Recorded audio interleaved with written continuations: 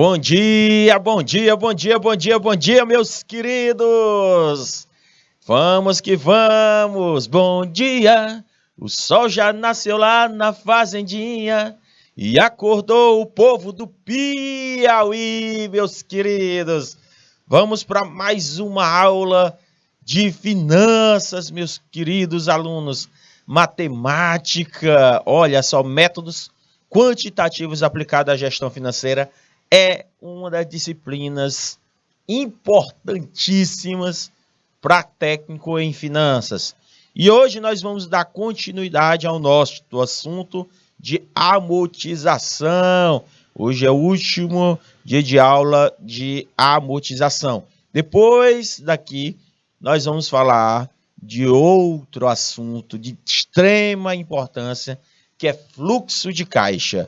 Então, meus queridos, se ligue, pegue caneta e papel, anote tudo que foi falado nessa aula e tire suas dúvidas. Vamos focar, meu querido diretor, vamos focar, que hoje é segunda-feira, meus queridos alunos. Olha, dando continuidade às ferramentas da matemática financeira em relação ao sistema de amortização. Nós vamos falar do valor do dinheiro no tempo. Nós vamos continuar falando do sistema de amortização. Porém, meus queridos alunos de Nova Santa Rita, olha aí, meu querido diretor, Nova Santa Rita aí conosco nesta manhã de segunda-feira. Olha, meus queridos, véspera de feriado. Porém, meus queridos, amanhã aula normal. Como o professor aqui, um professor aqui que eu não vou dizer o nome, que vocês sabem quem é. A aula é amanhã, meus queridos, vai ter normal, viu? Aula amanhã aqui, vamos estar aqui firme e forte, né, meu diretor? Trabalhando, levando conhecimento para vocês. Meus queridos, vamos recordar alguns pontos importantes que não foi concluído na aula anterior, ok? Vamos para algumas noções introdutórias do que havíamos falado na aula anterior. Gente, primeiro passo, o que é amortização? Vocês conseguiram compreender para que serve? Quais os sistemas de amortização que é mais utilizado no Brasil e quais são a classificação? Gente, nós temos aí 5 tipos, 5, 6 tipos. Porém, o que vai nos interessar aqui para nós, técnicos, é só o saque e o método francês, que é o price, certo? Então, vamos lá, ó. Quando o empréstimo é realizado ou contraído, o tomador de recursos, que é a pessoa física ou jurídica, e o emprestador de recursos, normalmente o banco, combinam de que forma o empréstimo será pago, como esses recursos serão devolvidos, certo? Olha, o que vocês precisam prestar atenção. Tanto você, meu querido Nova Santa Rita, tanto você como pessoa física, como você, empresa jurídica. Então, você que é uma empresa, então uma pessoa jurídica, ela faz empréstimos. Geralmente, essas empresas que fazem empréstimos é para colocar investimentos. É para fazer investimentos na fábrica, na empresa, certo? Depois vocês vão ver lá na frente uma disciplina de contabilidade introdutória, onde se vai falar de ativo e passivo. Ativo é tudo de positivo que a empresa tem, passivo é de negativo. Ativo é o que a empresa tem, ela vende os bens, os direitos que ela tem a receber. Já o passivo são os empréstimos, ó. Os empréstimos, elas ficam bem aqui, ó. Empréstimos. Olha que interessante, professor. Só que eles pegam esses empréstimos para quê? para poder valorizar o seu ativo. Seja para aumentar a fábrica, seja para comprar uma frota de carros novos, seja para melhorar a infraestrutura, a logística, seja o que for. Então, esses empréstimos. Então, quando você é um técnico em finanças e vai analisar se esse empréstimo é vantajoso ou não, então você precisa entender o sistema de amortização constante, ou prestação de constantes, ou método francês, ou o sistema americano, que isso aqui a gente não usa aqui no Brasil, certo? Quais a gente usa no Brasil só esses dois. Então, o sistema de amortização é um fluxo de caixa em que o valor do empréstimo ou financiamento é coincidido no início do prazo da operação financeira. Este valor que é acrescido de quê? De juros. Em algumas modalidades é amortizado até o vencimento da operação. Diferença entre empréstimo e financiamento. Às vezes a gente tem muito confusão nesses dois termos, que são termos totalmente diferentes, meus amados alunos. Totalmente diferente. Que às vezes a gente pensa, professor, financiamento. O que é um financiamento? Vou financiar. Você vai lá no Banco do Nordeste, você chega lá, olha, eu quero um financiamento, certo? Do governo federal, com a ajuda do governo, para questões das minhas importações, importar um produto, algo do tipo. Ou comprar um automóvel ou imóvel, financiar, certo? Você pode pedir um financiamento. Então, pode liberar essas verbas para a questão do seu financiamento. Agora, empréstimo, gente, é recurso conseguido sem a necessidade de vincular alguma finalidade. Entendeu? Por exemplo, conta garantida, cheque especial, desconto publicado. Então, por exemplo, eu vou no banco, peço um empréstimo. Eles vão perguntar, ei, para que é esse empréstimo? É empréstimo não importa. Eu posso pegar esse dinheiro e comprar o abadá da Micarina.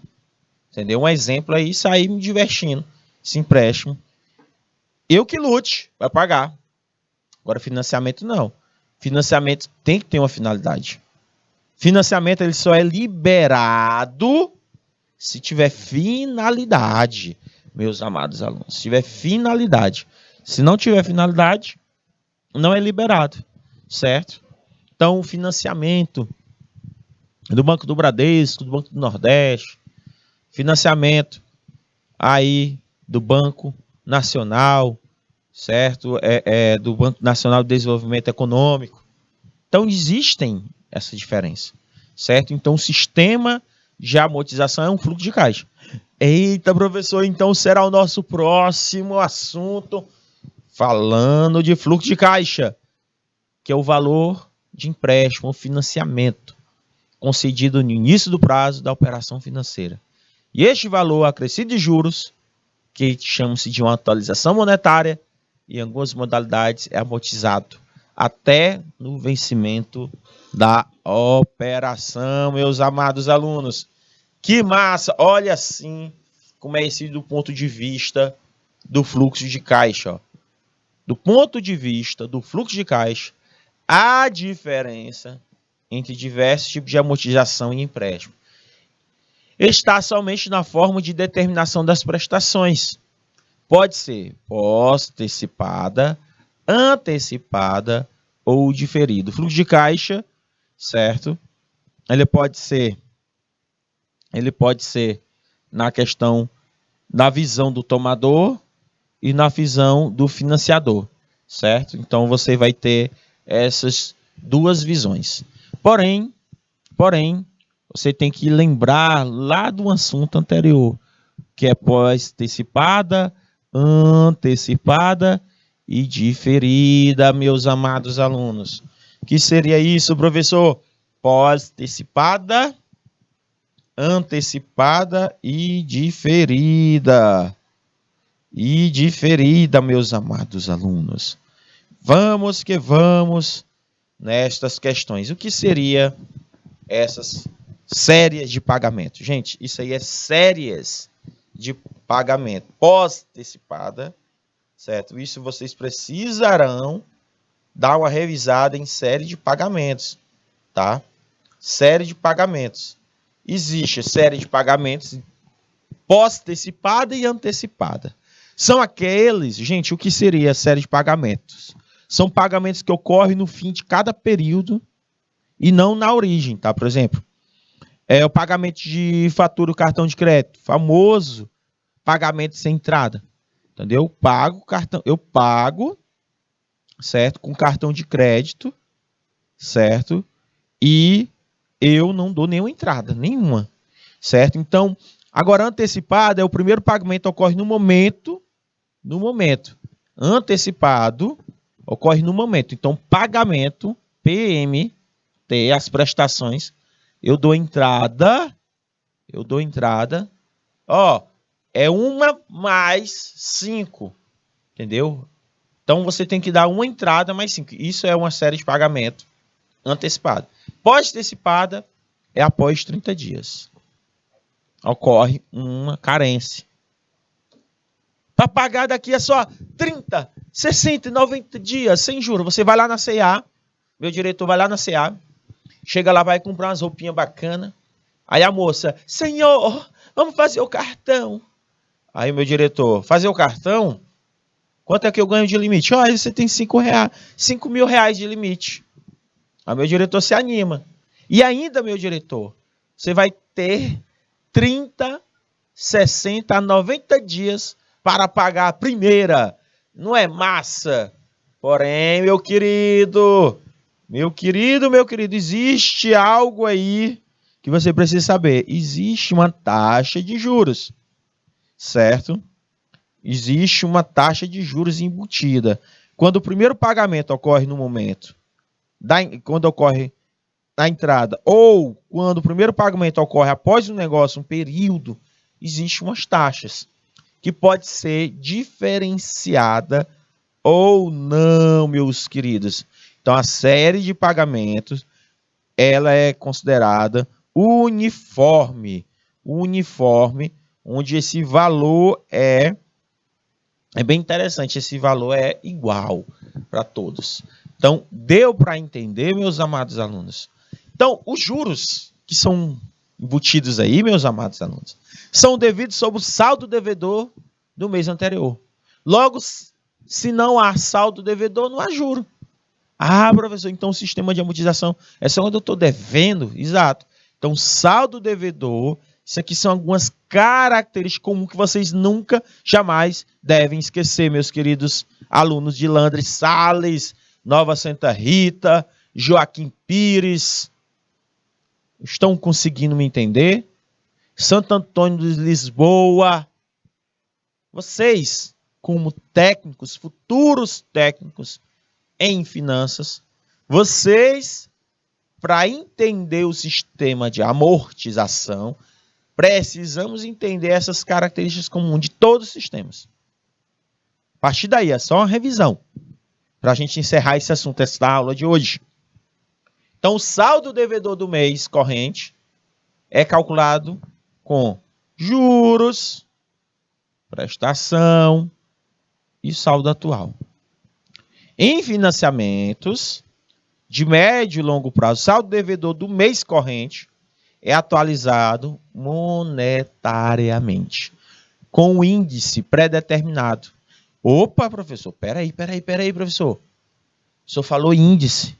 Vamos grifar aqui que vai ser um tema de nossa aula. Olha, a aula que nem o professor fala.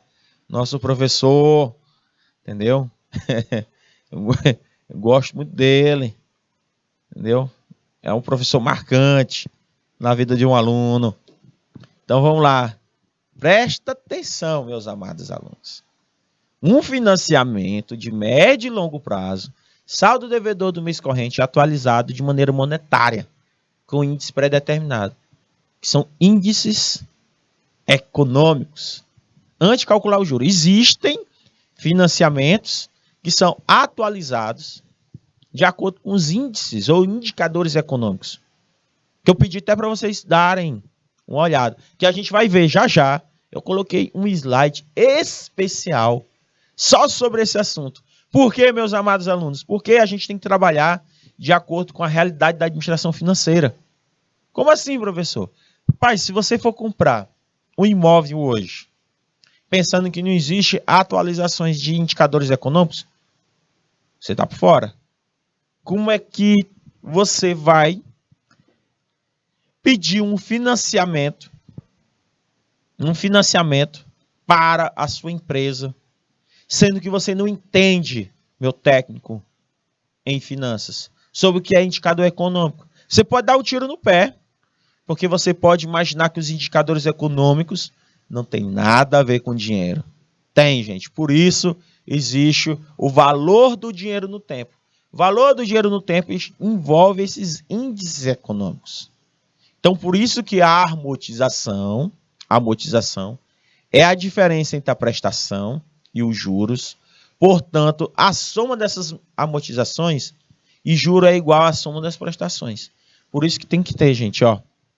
Tem que ter as amortizações mais os juros, que vai dar igual às prestações, certo? Vai dar igual às prestações.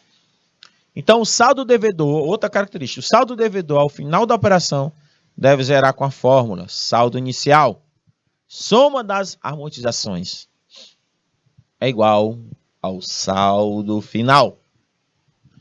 Caso exista atualização monetária, o cálculo é feito mediante fórmula, da seguinte fórmula: saldo inicial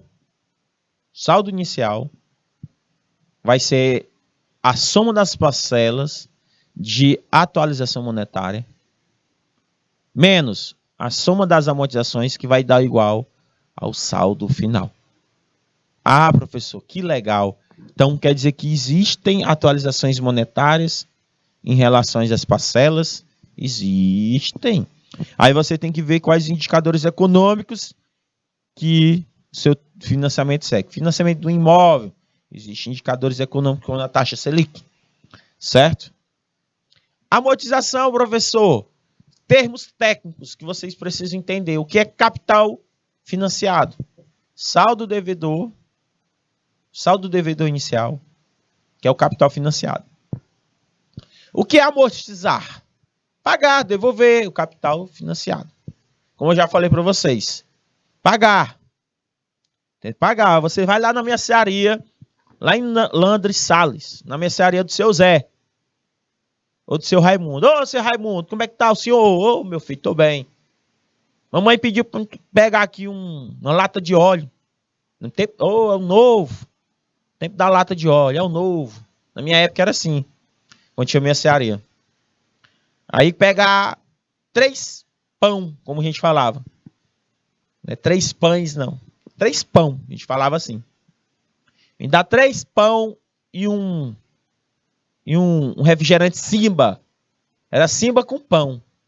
Na mercearia do seu Raimundo. Aí o seu Raimundo anotava no caderninho. Ia anotando. Simba com pão que eu pegava. Aí mamãe ia lá, ó. De vez em quando. Pegava um dinheirinho, uma faxina, uma coisa. Pagava. Ela ia amortizando. Entendeu? Ia amortizando. Que é pagar. A mesma coisa, gente. Como é que eu faço aí para amortizar, pagar? Tá? Tem as mesmas expressões. Planilha. Conjunto de dados do contrato de forma sistematizada. Gente, uma coisa que eu garanto para vocês. Se você conseguir utilizar o Excel para fazer esses cálculos, ou a calculadora HP12C, fica muito mais fácil o entendimento, certo, da administração financeira. Excel ou HP12C, certo? Comecem a se apaixonar pelos cálculos da Excel ou da HP. Desembolso, professor, é o valor a ser pago pelo devedor. Juros, mais o capital amortizado, mais essa correção monetária. Lembre-se que esses valores eles são colocados desta maneira. Existe essa correção monetária, ok? Existem. Então, o que é esse sistema de amortização? É uma ferramenta usada para diminuir o valor do custo de algo finito ou infinito que sofre um acréscimo de encargos, que são esses indicadores econômicos. Ou seja, a amortização consiste no pagamento de uma dívida através de prestação dentro de um prazo previamente determinado. Lembrando, se você paga fora do prazo, vai ter juros. Mais juros, professor. Mais juros. Que é o juro de uma hora. Ou seja, demora, mora. Então, mais ou menos essa é a ideia que eu posso trazer para vocês. Então, é calculado tendo como base o valor da dívida. Já as parcelas são resultado não apenas da amortização, mas também dos juros. E esses encargos embutidos existem. Esses cargos embutidos. Em outras palavras, a amortização é calculada em cima do montante que foi emprestado. Já as parcelas a ser pagas incluem os encargos e juros embutidos. Nunca se esqueça, existem juros embutidos. Ok, meus amados alunos? Aí, como assim, professor? Como é que funciona essa amortização? Eu uso empréstimos e financiamentos. Lembrando que empréstimo não tem finalidade. Financiamento tem que existir uma finalidade. Para que tu quer? Entendeu? Para que você quer esse dinheiro? Então, meus queridos alunos, vamos lá. As taxas cobradas podem ser pré-fixadas. É importante. As taxas cobradas podem ser pré-fixadas, é aquela que não muda, e pode ser pós-fixada. Aquela que muda. Em síntese, nas pré-fixadas, a taxa é estabelecida no momento da contratação. Tem que ler o contrato, meu querido. Leia o contrato, aquelas letras miudinhas, para saber se ela varia ou não varia, certo? A questão das taxas. Então, em contrapartida, no pós-fixado, as taxas acompanham indicadores econômicos. Opa, coloquei um asterisco. Existe um destaque nesse nome, indicadores econômicos. É que nós vamos ver hoje, como por exemplo, o índice de inflação. Logo, o preço final das parcelas pode ser mais alto ou mais baixo de acordo com a situação econômica, certo? Eu fui fazer uma renegociação de um cartão de crédito. Eu já usei o cartão de crédito, aí não paguei, né, lá R$500, não paguei. Aí fui renegociar, chamada renegociação. Aí o cara colocou a renegociação de acordo com os indicadores econômicos. Então, ó, ela fica variando. Aí eu fiquei muito pé da vida com o gerente do banco. Uma dívida de R$500 subiu para 1.000. Às vezes fica variando. Na época que eu paguei, fiquei muito irado. Mas é assim mesmo, nunca mais. Uma coisa que eu digo para vocês, nunca renegociei um cartão de crédito. Ou parcela um cartão de crédito. De acordo com os especialistas, se você for pegar um empréstimo e pagar o cartão de crédito, sai mais barato do que você pegar o cartão de crédito que você está devendo e refinanciar ou parcelar. Você pode observar, se você pegar o cartão de crédito, parcelar, e a quantidade que tu está devendo, pedir um empréstimo, sai mais barato se você pedir um empréstimo. Entendeu? Mas isso vai de banco para banco. Aí precisa ser analisado, colocado na ponta do lápis, tá? Para que a gente possa saber qual é a vantagem e não é vantagem. Então, professor, indicadores econômicos que você precisa conhecer. Indicadores econômicos, conheça os principais. Vamos conhecer, meus queridos, o que seriam esses indicadores econômicos. O indicador econômico é um índice. Pronto, primeiro passo. Em resumo, ele é usado para que possamos visualizar a realidade econômica de forma direta e quantitativa. Ou seja, ela é uma estatística que supõe a mediação de certa variável por um período de tempo. Conhecer os indicadores é essencial para o técnico em finanças possa entender a situação econômica do país, sendo que isso pode ajudar a investir melhor e até tomar decisões sobre os empréstimos. Opa! Olha que leitura importante. Preste atenção. Se você, meu técnico em finanças, conhecer a situação econômica do país, você consegue ser um tomador de decisões. Mais ciente. Você não pode dar um tiro no pé. Você consegue de uma certa maneira, conseguir um empréstimo, um financiamento com mais consciência.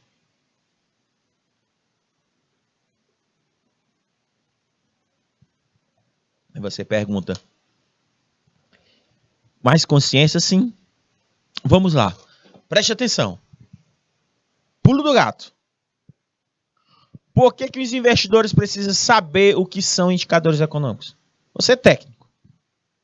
Compreender o que são indicadores econômicos traz uma série de benefícios para investidores. Para qualquer pessoa, técnico, professor, tudo, ó.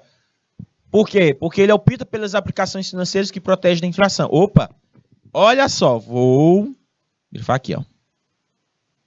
Você, meu amado aluno, que é técnico, quando você for fazer um empréstimo ou uma aplicação financeira, ou, né, você pede um empréstimo ou um financiamento e vai aplicar. Aí você tem que optar pelas aplicações financeiras que protegem da inflação. Como assim? Que às vezes o ganho de capital está acima da inflação. Ou a inflação ela não consegue devorar o teu dinheiro. Valor do dinheiro no tempo. Se o meu diretor me emprestar R$1.000 hoje, me empresta aí, diretor, 1.000 conto, para mim te pagar daqui um ano. Aí o meu diretor diz assim, rapaz, eu empresto. Se eu devolver daqui a um ano, R$2.000. Daqui a um ano. Você pode me pagar de pouquinho, me dando uma vez. Olha, amortizando aí, ó.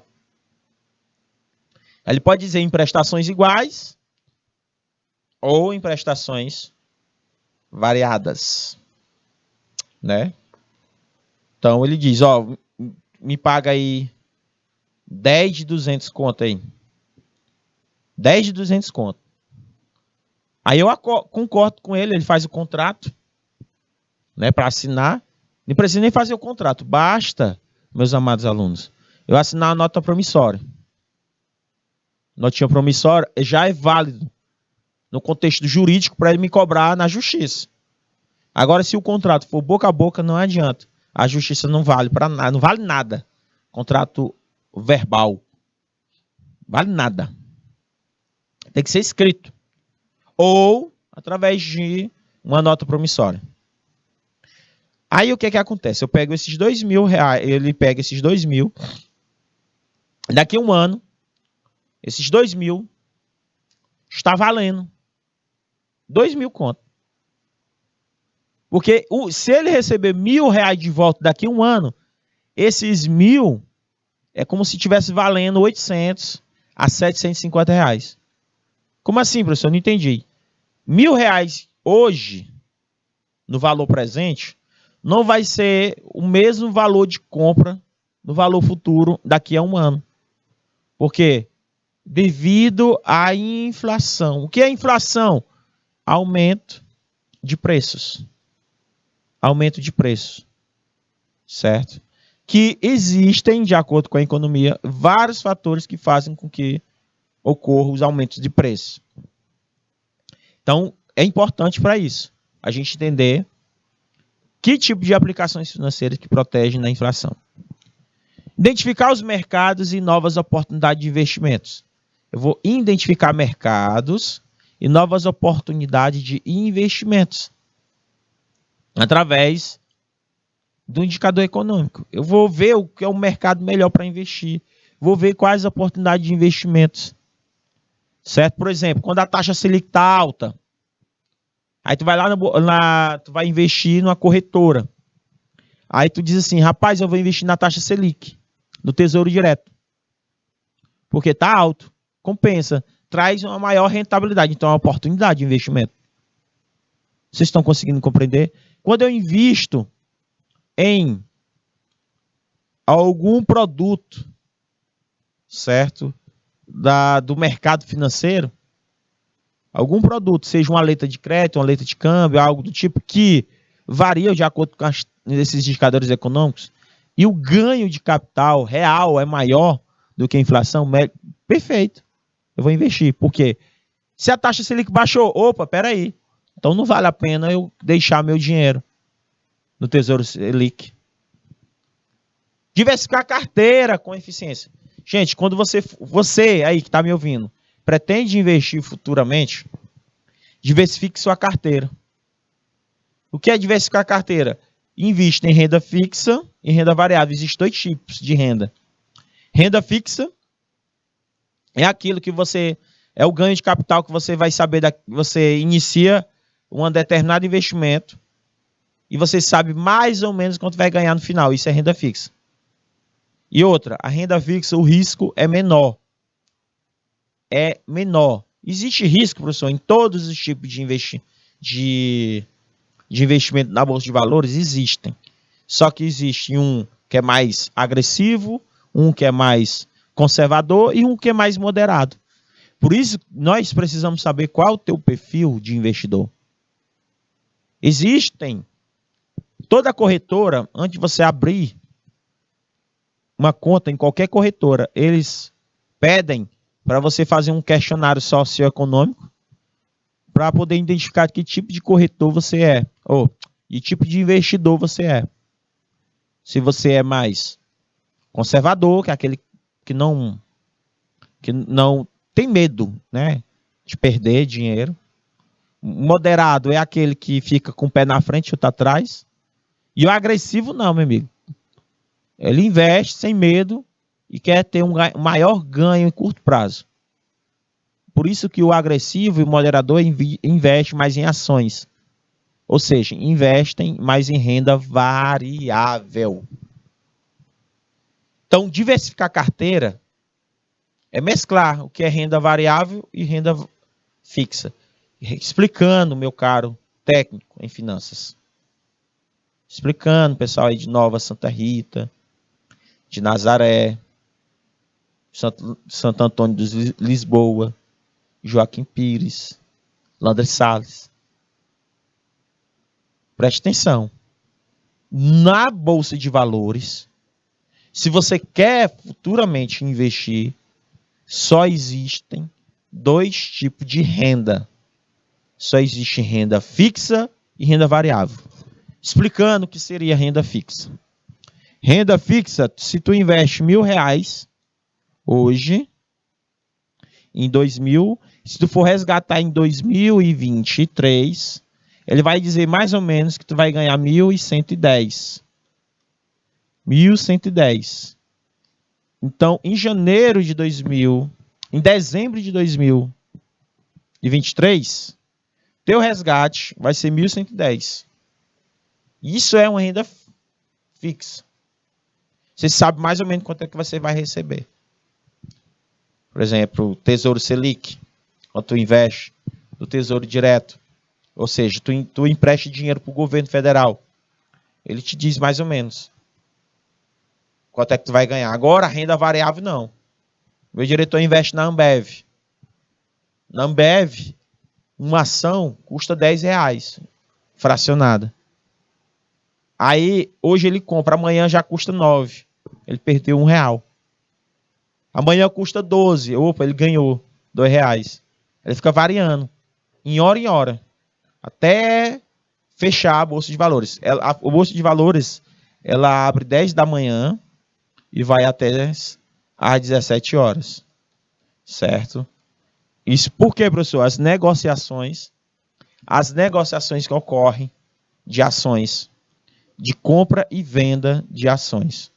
Então, os investidores compram, vendem, entendeu? Fica aquela variação, certo? Diária.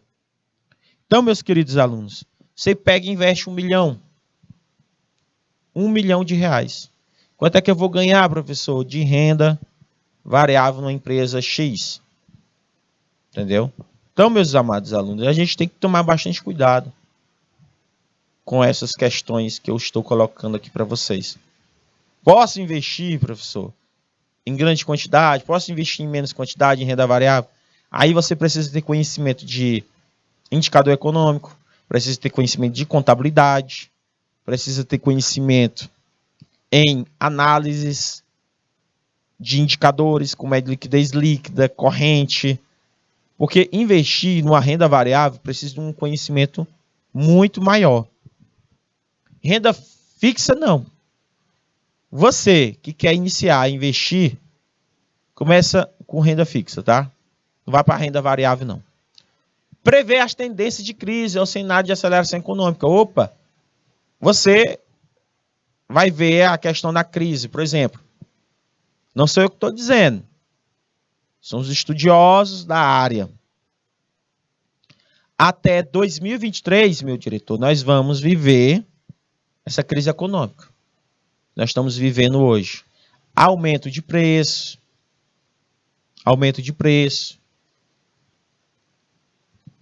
Taxas de inflação altíssimas.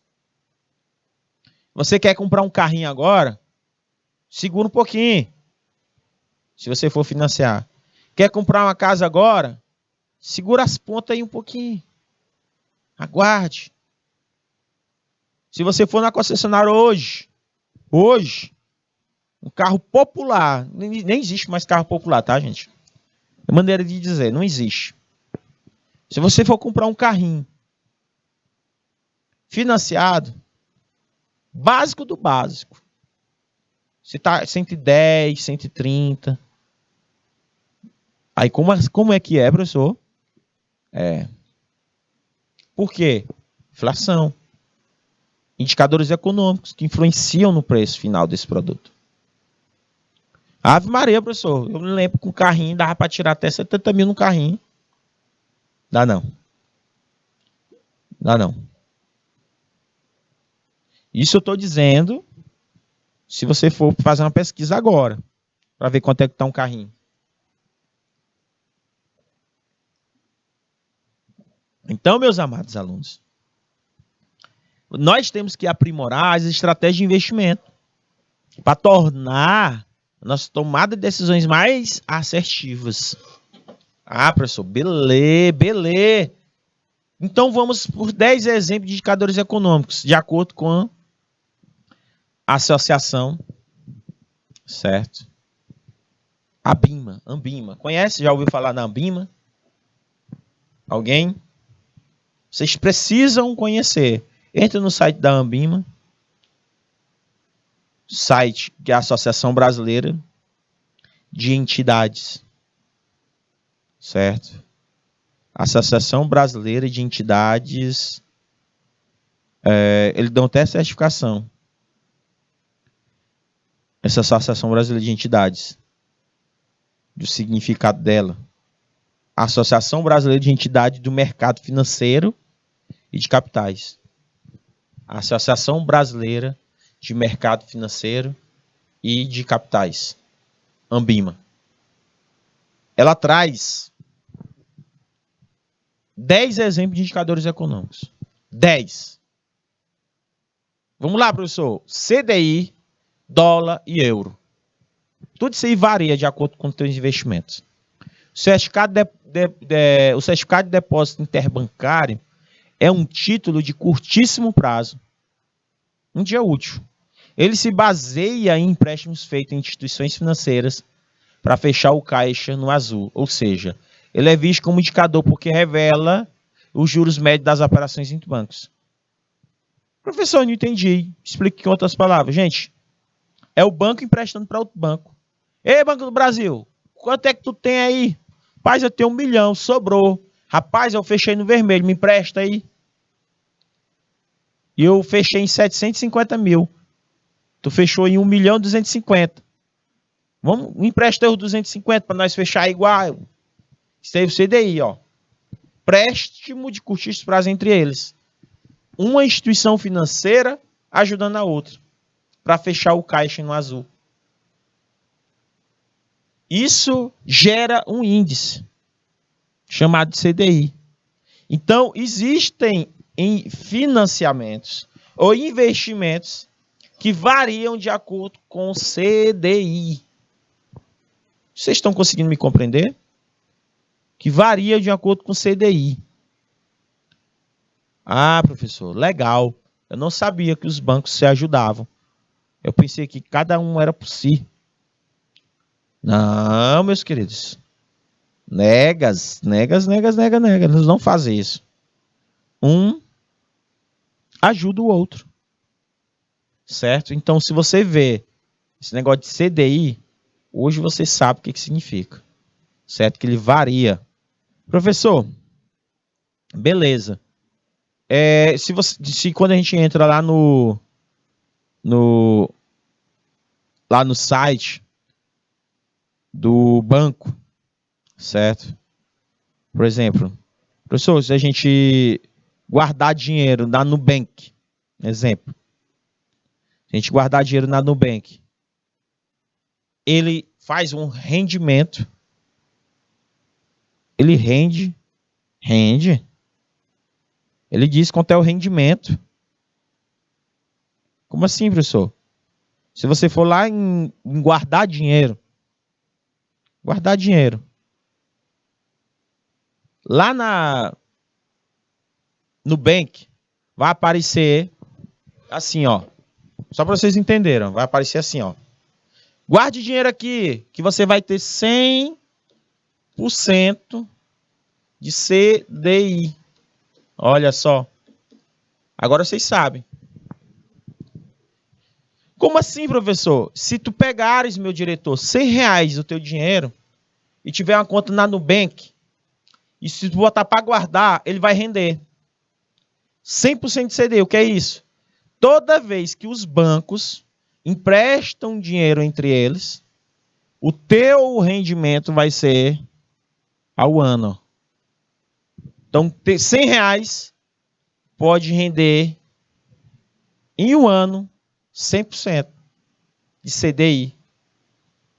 R$100.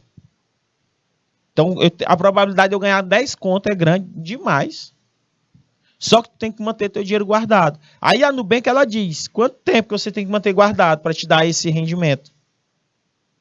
Por exemplo, eu deixei guardado aqui, um exemplo, né? Eu deixei guardado um dinheiro. Aí ele diz, ó, rendeu 12 centavos. 12 centavos. Deixei guardado uma quantidade de dinheiro pequena, centavos aqui, rendeu. Só que ele diz, ó, só pode resgatar no dia 1º de agosto de 2024. Ele te dá um prazo. Se tu depositar hoje, no dia 10 de agosto de 2022, só vai poder pegar em 10 de agosto de 2024. Resgatar esse dinheiro. Ah, mas eu posso ficar colocando R$10, R$20? Pode. Só que eu estou explicando para você, meu amado aluno. Ó, eu coloquei R$2,90, meu diretor, só para me mostrar para vocês. Rendeu 36 centavos. Já. 36 centavos. Eu botei R$2,90. Rendeu 36 centavos. Ou seja, acaba rendendo um valor maravilhoso. Ah, professor, quer dizer que eu posso investir através desse indicador? Pode. Dólar. Embora seja a moeda dos Estados Unidos, o dólar influencia o mercado mundial. É o dinheiro mundial, meus queridos. Por exemplo, as importações e exportações, que é o mercado de câmbio. Influencia o mercado de câmbio. Ó, o mercado de câmbio. Se você tem 500 toneladas de laranja e diz que essas 500 toneladas de laranja valem 5 mil, tu vai converter esse dinheiro em dólar. Até que 5 mil equivale em dólar. Aí tu ganha em dólar, porque tu tá vendendo. Tu tá exportando. Aí o cara te paga em dólar. Tu sai ganhando. Só que existe uma taxa de câmbio. Que vai influenciar nos teus ganhos. Agora, quando tu importa, traz produtos de fora para dentro, existe também. Então, o dólar, quando sobe, desce, ele pode ser bom ou ruim. Depende. Para quem vende, Brasil, quando vai exportar, é bom, porque mais dinheiro, maior lucratividade. Mas quem vai importar, perda. Se eu vou importar produtos agrícolas, mais custos eu vou colocar, entendeu? Então, gente, é uma faca de dois gumes, né? Como é que chama? Tem um negócio aí que a gente chama um ditado. Depende. É bom para quem? Depende para qual lado que você tá. Tá importando, exportando. Vai depender. Então, mercado de câmbio. Existe mercado de crédito, monetário, de capital e de crédito. Ó, mercado de câmbio, mercado monetário, mercado de câmbio, mercado monetário, mercado de crédito e mercado de ações. Ariel Martínez, meu bom dia, meu querido. Olha que assunto que nós estamos vendo hoje, cara, de investimentos. Euro, professor. O que acontece na União Europeia, chamada Zona do Euro, traz grandes consequências para a gente. Sendo assim, a moeda é outro indicador relevante para considerar sua estratégia de investimento, principalmente em renda variável. Tudo questão de dólar ou euro vai implicar nas suas rendas variáveis. O dólar implica mais nas importações, exportações e também nas questões de renda variável. O euro, principalmente em renda variável. Professor, Ibovespa, por sua vez, ou simplesmente IBOF, significa Índice da Bolsa de Valores de São Paulo. É um espelho da performance das principais ações negociadas na B3. A Bolsa de Valores chama-se de B3. A BMF Bovespa. Entendeu? É uma referência importante. O pregões acontece. O que são pregões? São negociações que ocorrem de 10 da manhã às 5 da tarde. Compra e venda. Ariel, existe os day trade, que são os caras que compram e vendem em um dia. Eles pegam, investem em 1 milhão, aí 1 milhão valorizou 1 milhão e 250 mil, ele resgata. Mas aí ele ganhou em um dia, ele pode ter ganho em um dia 200 mil reais. Em um dia. Investimento 1 milhão. Agora, ele pode investir 1 milhão e meia hora depois, aquele 1 milhão pode estar valendo 850 mil. Então eles perderam. Então pode acontecer, ter risco se você não souber analisar. Não souber analisar. Já o índice Brasil mede o retorno de uma carteira teórica, que tem ações mais negociadas na B3. Para exemplificar, um investidor pode optar por um fundo de ações IBX50 ou IBX100, sendo que a performance fica atrelada a respectivos benchmarks. São chamados índice Brasil, que é mais valorizadas e mais negociadas. Geralmente são pessoas milionárias que fazem esse tipo de negociação de fundo de ações. IGPM, gente, isso aqui vocês vão ouvir falar demais. Significa um índice geral de preço, é o que nós estamos vivendo. São a inflação sobre os preços que nós consumimos. A maneira mais abrangente de dizer quanto é que está a variação de preço na nossa economia em diferentes etapas da cadeia produtiva. Certo? Nosso IGPM, entendeu? Elas são colocadas no índice geral de preços. Selic, olha bonita. É bonita, tá aí. A Selic, taxa básica de juros do Brasil. Certo? Ela é um instrumento de política monetária para controlar a pressão inflacionária. Ela aumenta ou diminui. Então, as taxas de aplicações, empréstimo, financiamento também seguem a mesma linha. Opa. Peraí. Aplicações, empréstimos, financiamento está atrelado a quem? A nossa querida e maravilhosa Selic. Então, vou amortizar, professor. Fazer amortização. tanto no sistema Price francês, ou SAC, ele segue a linha de raciocínio da Selic. A Selic está quanto hoje? 13,75. Alta, não tá, gente? Alta! Eita, professor, como é que faz um financiamento de um carro, professor, desse jeito? Ou financiar um carro com a taxa nessas alturas? Meu amigo, se você tiver muito aperreado mesmo, querendo um carrinho novo, você vai pagar alto por causa dessa bichinha aí, Selic, né? Que é o sistema de liquidação e custódia, certo? Então, esse sistema, gente,